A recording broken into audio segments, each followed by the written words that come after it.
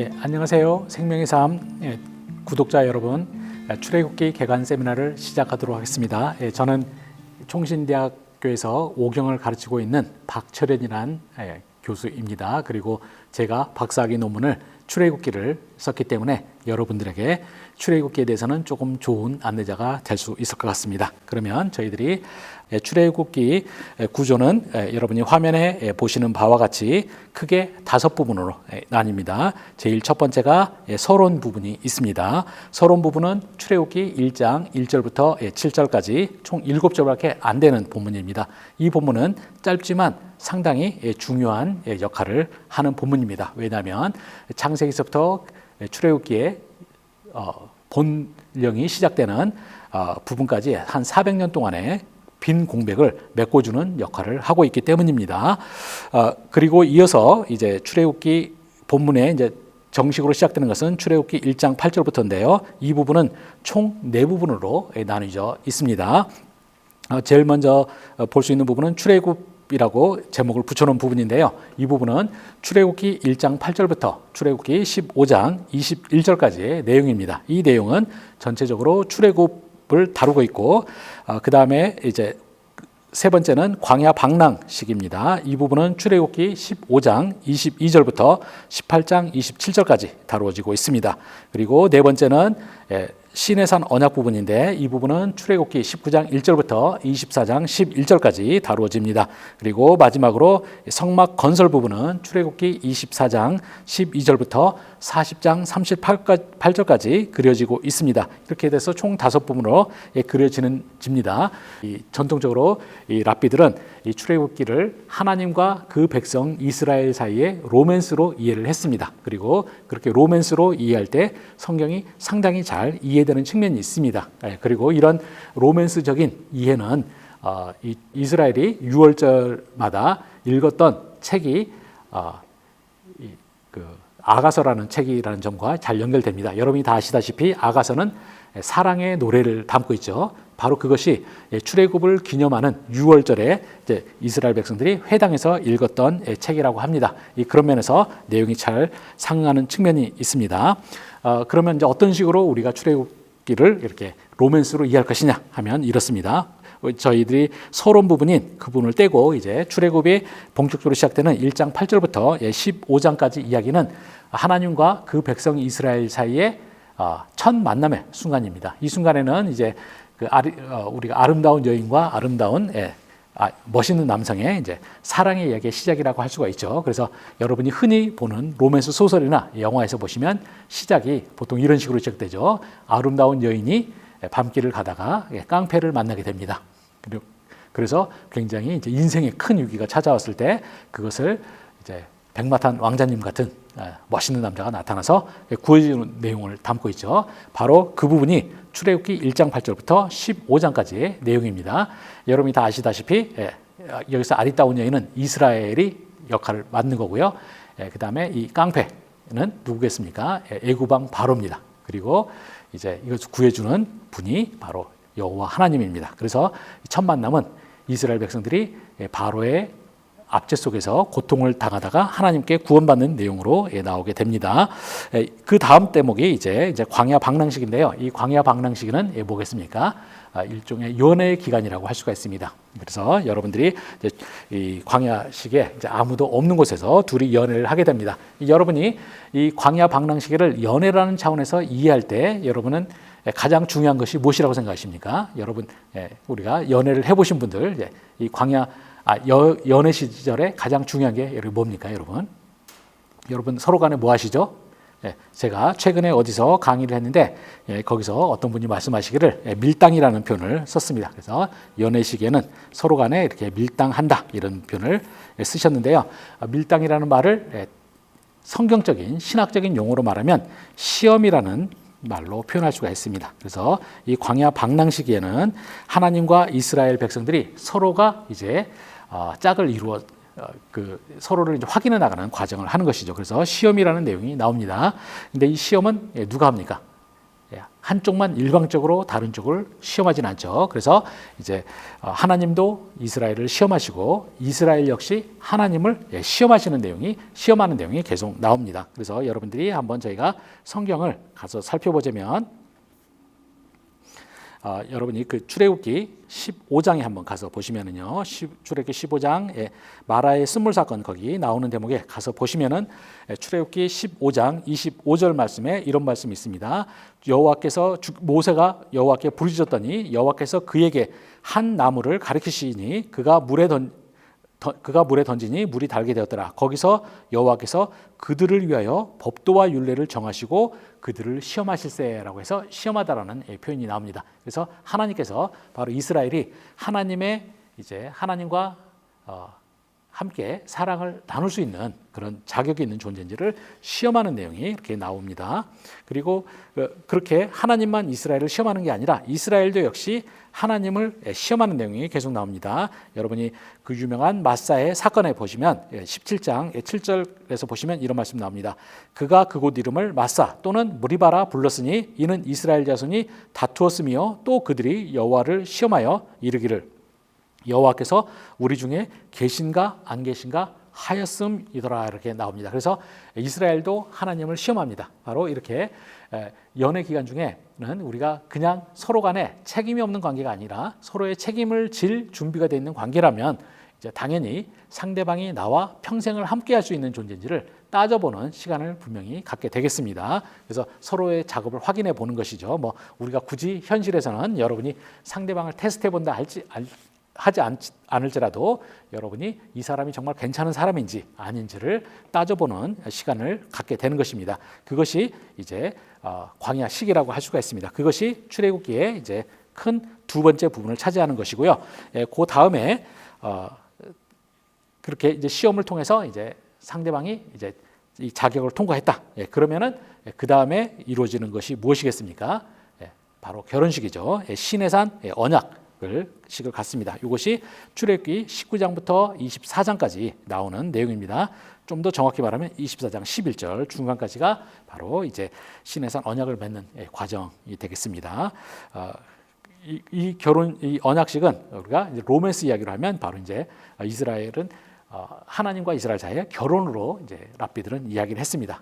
그래서 이제 예언회를 통과하고 나서 이제 상대방과 서로 두 명이 이제 서로 간에 좀 더 깊은 관계로 들어가는 것이 바로 이 시내산 언약이라고 할 수가 있습니다. 그렇게 여러분이 그렇게 언약을 결혼을 하게 되면 여러분 무슨 일이 일어납니까? 우리가 연애 기간 중에는 아직 서로에게 이제 인생을 다 걸지는 않았기 때문에 서로가 이제 조금 테스트하고 그러다가 뭐 부득이하게 헤어지고 하는 경우들도 있죠. 근데 이제 결혼하게 되면 어떻습니까? 함부로 이제는 우리가 서로 간에 함부로 행동할 수가 없습니다. 이제 서로 배타적인 관계에 들어가기 때문에 이제 남편도 밖에서 다른 여인들을 만나서는 안 되는 것이죠. 또 여인도 남편 외에 다른 사람을 만나서는 안 됩니다. 그리고 또 그것뿐만 아니라 또 이제 이 두 사람은 서로가 서로를 행복하게 해줘야 될 책임 같은 것을 가지고 또 노력을 하게 됩니다. 바로 이런 부분들이 성경식으로 말하면 율법입니다. 율법은 그래서 서로 이 언약 당사자들, 그러니까 결혼하신 분들 사이에서 이제 서로 간에 대한 책임을 지기 위해서 하는 행동들을 적어놓은 것들이 율법이라고 할 수가 있습니다. 그래서 이제 우리가 이 사랑이라는 개념을 가지고 율법을 보시면 율법의 많은 부분들이 상당히 잘 이해가 됩니다. 그래서 그렇게 네 번째 부분이 되고요. 그 다음에 다섯 번째 부분은 이제 성막 건설입니다. 이 성막 건설은 뭐겠습니까? 신방을 차리고 신방을 통해서 함께 살 곳을 마련하는 것입니다. 그래서 이 성막 건설은 바로 신방이죠. 제가 예전에 학교에서 강의를 할 때 여러분 결혼한 다음에는 뭐 하죠? 이렇게 물었더니 어떤 학생이 헤어져요 이런 말을 하신 분이 있어요. 그래서 제가 학생이 정신세계를 체크를 좀 해봐라. 제가 농담을 한 적이 있습니다. 당연히 우리가 결혼을 했으면 그냥 하는 것이 아니라 이제 함께 살아야 되는 것이죠. 바로 함께 사는 이야기가 바로 성막 건설입니다. 그래서 우리가 이렇게 출애굽기 전체 이야기는 하나의 그 로맨스로 쫙 모든 부분이 잘 설명될 수가 있습니다. 그래서 이 점이 되고요. 제가 이 점을 이해하고 나시면 여러분들은 출애굽기에서 가장 큰 사건이라고 할 수 있는 것 중에 하나인 그 황금 송아지 이야기가 나오죠. 이 출애굽기 24장 12절부터 40장 38절에 이 본문을 조금 더 자세하게 보자면은 이렇게 나눌 수가 있습니다. 24장 12절부터 18절까지가 서론이라고 할 수가 있고요. 성막 본문에 그리고 25장부터 31장이 성막 건설에 대한 하나님의 명령을 담고 있는 부분이죠. 그리고 35장부터 40장이 실제 성막 건설의 이야기가 나옵니다. 근데 그 사이에 껴있는 게 32장부터 34장에 나오는 황금송아지 사건이라는 부분이 나옵니다. 여러분이 이 황금송아지 사건도 여러분들이 로맨스 개념을 가지고 보시면 잘 이해가 됩니다. 왜냐하면 이 황금송아지 사건은 우상 숭배였고요. 이것이 바로 이제 우리 로맨스 이야기로 하면 간음 사건입니다. 간음 사건.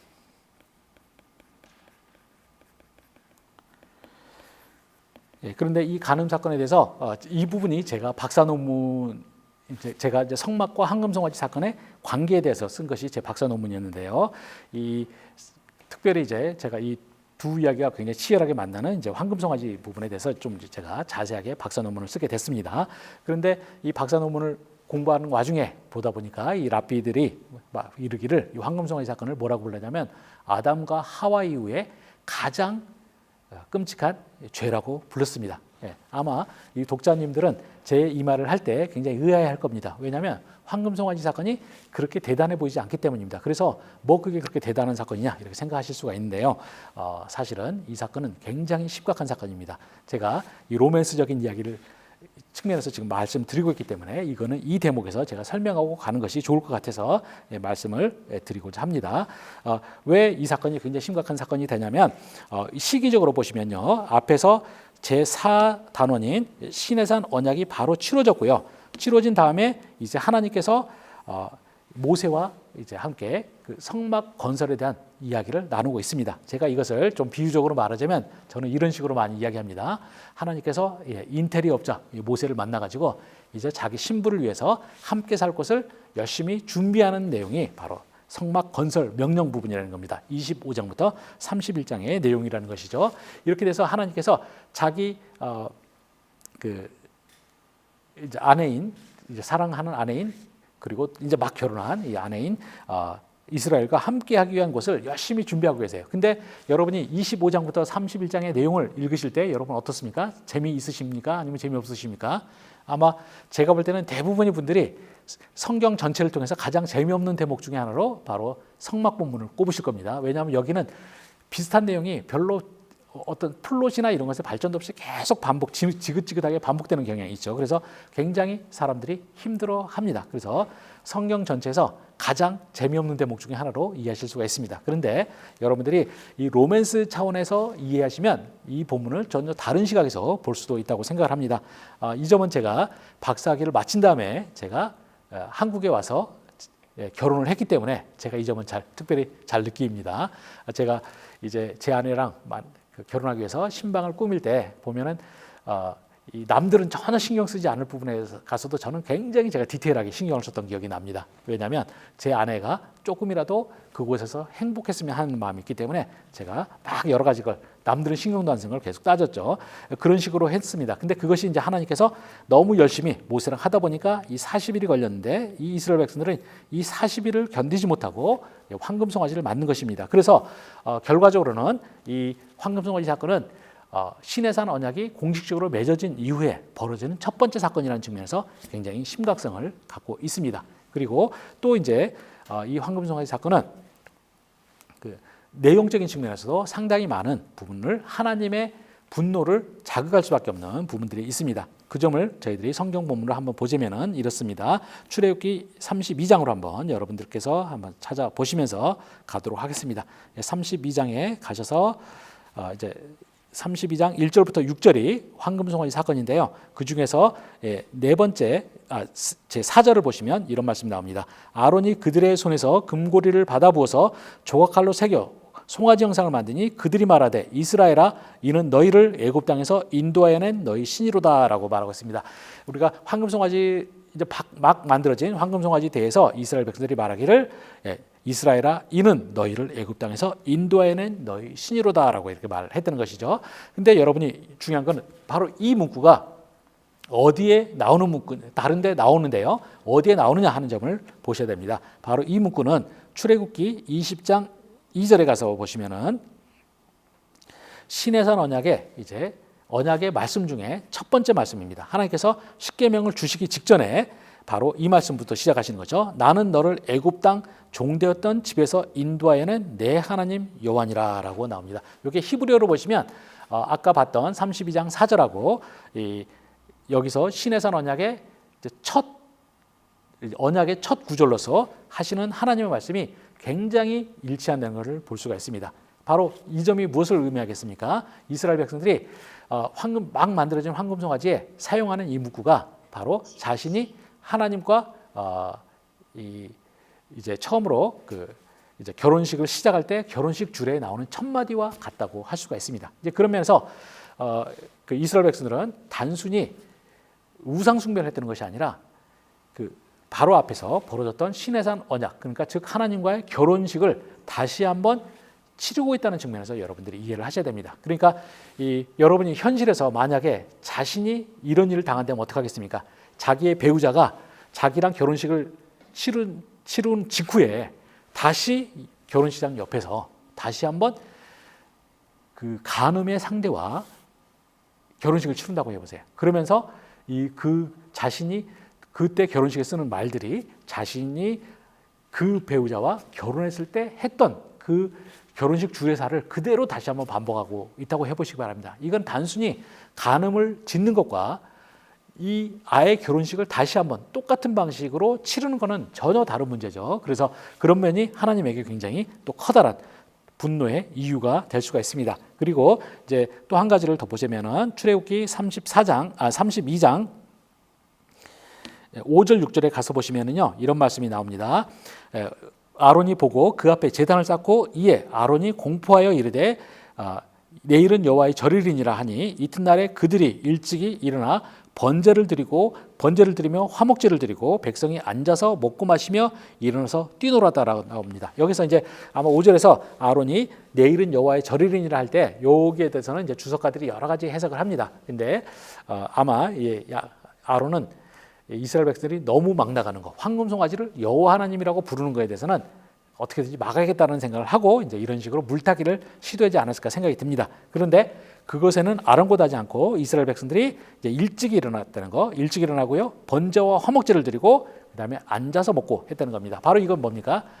결혼식 피로인 같은 건데요. 우리가 성경에서도 보시면 언약식을 치르고 나면 그 이후에 언약의 식사를 하는 장면이 나오죠. 이제 그것과 같은 것인데 이게 또 역시 시내산 언약의 피로연이 24장에 나오는데요. 24장의 내용을 거의 그대로 반복하고 있습니다. 한번 우리가 24장에 가셔서 한번 보시면은 이런 말씀이 나옵니다. 먼저 4절에 보시면 특히 24장 3절부터 11절까지가 이런 내용이 나오는데 4절에서 보시면 이렇게 됐습니다. 모세가 여호와의 모든 말씀을 기록하고 이른 아침에 여기 이른 아침에 일어나 나오죠. 바로 32장 6절에 나오는 그 이튿날 아침에 일찍 일어나는 거가 상응합니다. 그리고 5절에 보시면 이렇게 되어 있습니다. 이스라엘 자손의 청년들을 보내어 여호와께 서로 번제와 화목제를 드리게 하고라고 나오죠. 바로 여기에서 이들이 바로 이제 결혼식 피로인으로 역시 또 제사를 드리는 내용이 나옵니다. 그렇게 하고요. 그런 면에서 이제 이들은 바로 결혼식 피로연에서 벌어졌던 행동들을 계속 흉내내고 있고요. 그 다음에 마지막으로 11절에 가서 보시면 하나님이 이스라엘 자손들의 존귀한 자들에게 손을 대지 아니하셨고 그들은 하나님을 뵙고 먹고 마셨더라라는 나옵니다. 그래서 먹고 마시는 내용이 나오죠. 그래서 바로 이스라엘 백성들은 이 19장부터 24장에 벌어졌던 시내산 언약을 다시 한번 황금송아지와 계속 치르고 있는 것입니다. 그런 면에서 이것을 우리가 로맨스의 비유적으로 말하자면 바로 이스라엘 백성들은 이처럼 이제 하나님과 맺었던 그 시내산 언약을 다시 한번 황금송아지와 맺고 있다는 측면에서 우리들이 이해할 필요가 있습니다. 이런 면에서 하나님은 이것을 도저히 받아들이기 힘드셨겠죠. 그래서 하나님께서는 크게 진노하시게 됩니다. 그래서 이런 점을 여러분이 이해하고 보셔야지 하나님이 왜 황금송아지 사건 안에서 과도하게 진노를 하시나 하는 점을 여러분이 이해하실 수 있게 됩니다. 그래서 우리가 이제 32장 이어서 계속 그 내용을 보시면은요, 이제 이스라엘 백성들이 크게 진노해가지고 하나님께서 이스라엘 백성에게 크게 진노해서 아주 막 이스라엘 백성들을 진멸하려고 하는 내용이 나옵니다. 32장 10절을 보시면 이런 말씀 나옵니다. 모세에게 말하기를 그런즉 내가 하는 대로 들어와 내가 그들에게 진노하여 그들을 진멸하고 너를 큰 나라가 되게 하리라 이렇게 하고 있습니다. 여기서 보시면은요, 두 가지 포인트 나오죠. 첫 번째로 하나님께서 이스라엘을 진멸하시겠다라고 말씀하셨습니다. 왜 하나님이 이스라엘을 완전히 아무도 살려주지 않고 다 죽이려고 하셨느냐라는 점을 우리가 여러분이 앞에 있었던 로맨스적인 개념으로 이 출애굽기를 이해하실 때 이 부분을 충분히 이해하시리라고 생각합니다. 이게 단순한 간음 사건만으로도 견디기 힘들 텐데 바로 결혼식을 다시 한번 치르고 그 새로운 신랑을 맞이하는 것처럼 황금송아지에 대했을 때 하나님께서는 크게 진노하셨고요. 그 다음에 두 번째로는 너를 큰 나라가 되게 하리라라는 표현 나옵니다. 여러분이 이 표현이 무슨 표현인지 이해하시겠습니까? 바로 이 큰 나라가 되게 하리라는 표현은 여러분이 다 창세기에 하나님께서 계속적으로 그 아브라함에게 했던 말씀이죠. 아브라함을 부르시면서 아브라함에게 약속하셨던 것이 너를 큰 나라가 되게 만들어 주겠다라는 것이었습니다. 이 말은 무엇이겠습니까? 다른 말로 풀어서 말하자면 하나님께서 이 황금송아지 사건 때문에 창세기서부터 아브라함 때부터 지금까지 출애굽기 32장까지 진행되어 오던 모든 구속사를 중단하시겠다는 의미입니다. 바로 하나님께서 원래 계획은 아브라함으로부터 시작해서 그 한 사람을 한 가족으로 만들고 한 가족을 또 한 민족으로 만들어서 그들과 언약을 맺으셨던 건데요. 이제 이 모든 것을 다 지워버리겠다. 역사에서 지워버리고 이제 그 아브라함의 후손 대신에 모세 너와 함께 큰 나라를 만들겠다. 그래서 모세 너를 인해서 다시 한번 구속사를 쓰겠다라는 것이 바로 이 본문에서 일어나는 일입니다. 제가 이 대목을 박사 논문 쓰는 와중에 이 대목을 제가 공부하고 깨달은 다음에 저는 개인적으로 굉장히 안타까워했습니다. 왜냐하면 저는 우리가 성경이 66권이잖아요. 근데 이 모세가 여기서 하나님의 제안을 받아들여서 했다. 그러면은 어떻게 되겠습니까? 성경이 66권 중에서 제일 큰 책 중에 하나인 창세기가 없어지는 거고요. 그 다음에 출애굽기도 32장까지 없어집니다. 그러면 성경책이 총 64권하고 한 8장밖에 안 남으니까 얼마나 좋은 일이겠어요. 그래서 저는 모세가 이렇게 했으면 어떨까 생각을 했는데 모세는 거부를 했습니다. 그 결과 그리고 이어지는 황금송아지 내용을 보시면은요, 이 모세가 아주 온 혼신을 다해서 이스라엘 백성들을 위해서 중보기도를 했고요. 그 결과로 이스라엘 백성들이 여기서 역사가 끝나지 않고 다시 회복되어서 또 이제 하나님의 나라의 역사를 구속사를 계속 이제 구속사의 등장인물로서 역사를 진행하게 됐습니다. 이제 그래서 제가 이 대목을 보면서 이제 굉장히 안타까워했습니다. 물론 이제 제가 농담으로 하는 거지만 이게 이제 왜 이 말씀을 제가 드렸냐면 그만큼 황금송아지 사건은 굉장히 중요한 사건이었다는 겁니다. 이 구속사가 완전히 중단될 뻔한 사건이었다는 거죠. 여러분들이 이제 의아하시겠죠. 그렇게 아담과 하와 이후에 가장 큰 사건인데 왜 우리들은 잘 그렇게 마음에 안 다가왔느냐, 이런 질문을 여러분이 던지실 수가 있으실 텐데요. 그 이유는 바로 하나님께서 일단은 기본적으로 하나님께서 어떻게든지 이 이스라엘 백성들에게 큰 은혜를 베풀고자 하는 마음을 갖고 계셨기 때문입니다. 이 황금송아지 사건이 굉장히 큰 사건임에도 불구하고 무마됐던 데는 이제 크게 두 축이 있죠. 하나는 하나님께서 어떻게든지 이스라엘에게 은혜를 주시려고 하셨다는 겁니다.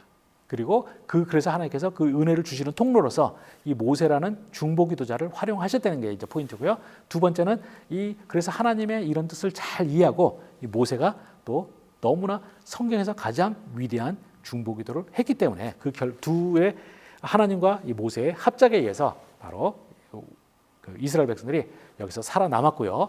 단순히 살아남았을 뿐만 아니라 완전히 그 모든 그 이스라엘이 졌던 이 끔찍한 죄에서 이것이 정말 말끔하게 해결되는 역사가 바로 거기 나타났습니다. 그래서 결과적으로 우리는 이제 구속사가 끊이지 않고 계속 이어지게 됐던 것이죠. 제가 예전에 몇 번 이거 갖고 특강을 하기도 했었습니다. 근데 한 번은 제가 이렇게 특강을 하고 났더니 그 제 친구 목사님께서 자기 교인들을 데리고 그 세미나에 참석하셨는데 끝난 다음에 저한테 한번 연락이 오셔서 그런 말씀하시더라고요. 같이 오셨던 여자 성도님이 굉장히 크게 상처를 받았다고 합니다. 그래서 제가 깜짝 놀라서 도대체 왜 상처를 입으셨나요 했더니 제 강의를 쭉 듣다 보니까 모세만 너무 영웅을 만들어 놓고 하나님을 굉장히 나쁜 하나님 만들었다는 거예요. 그래서 제가 굉장히 놀라서 의아했습니다. 제 강의의 포인트는 하나님이 먼저 모세로 하여금 중보기도를 할 수 있는 여건을 다 마련하셨다는 거예요. 단지 근데 포인트는 뭐냐? 하나님께서 그렇게 마음을 갖고 계셨지만 이 하나님께서 또한 진노 자체는 굉장히 큰 진노를 하셨고 또 하나님께서 그런 진노하실 수 있는 모든 정당성을 다 가지고 있었기 때문에 하나님께서는 겉으로 보이게 티나게 그것을 대놓고 내가 너희들이 큰 죄를 졌지만 용서하겠다 이런 식의 태도를 취하신 것이 아닙니다. 하나님께서는 너무나 진노하셨고 그 속에서 모세에게 넌지시 암시를 주신 거죠.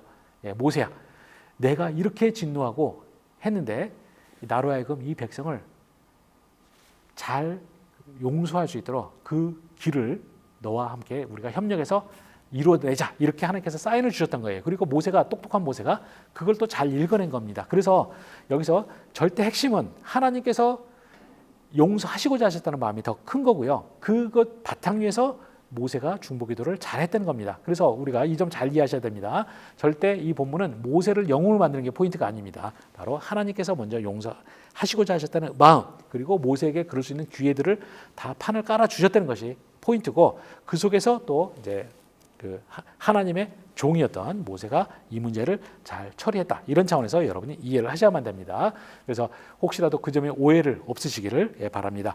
그래서 어떤 학자는 이 황금성사 사건을 가지고 저한테 굉장히 중요한 언급을 한 적이 있는데요. 그 사람은 보통 여러분들이 이제 시내산 언약 이해할 때 이것을 소위 조건적 언약이라는 말을 많이 합니다. 그래서 하나님께서 그 아브라함 언약 같은 경우는 무조건적 언약이라고 그러죠. 이 아브라함이 뭘 하든지 간에 무조건 하나님께서 이제 그 아브라함을 통해서 구원을 이루시겠다라고 이제 하셨다는 거고 시내산 언약에서는 이제 너희들이 언약을 잘 지키면 내가 이제 너희들을 나의 좋은 백성으로 인정하고 하겠다 이런 식으로 말을 하시는 분들이 있습니다. 그리고 실제 신학책들 중에서도 이런 언급이 나오는 분들이 많은데요.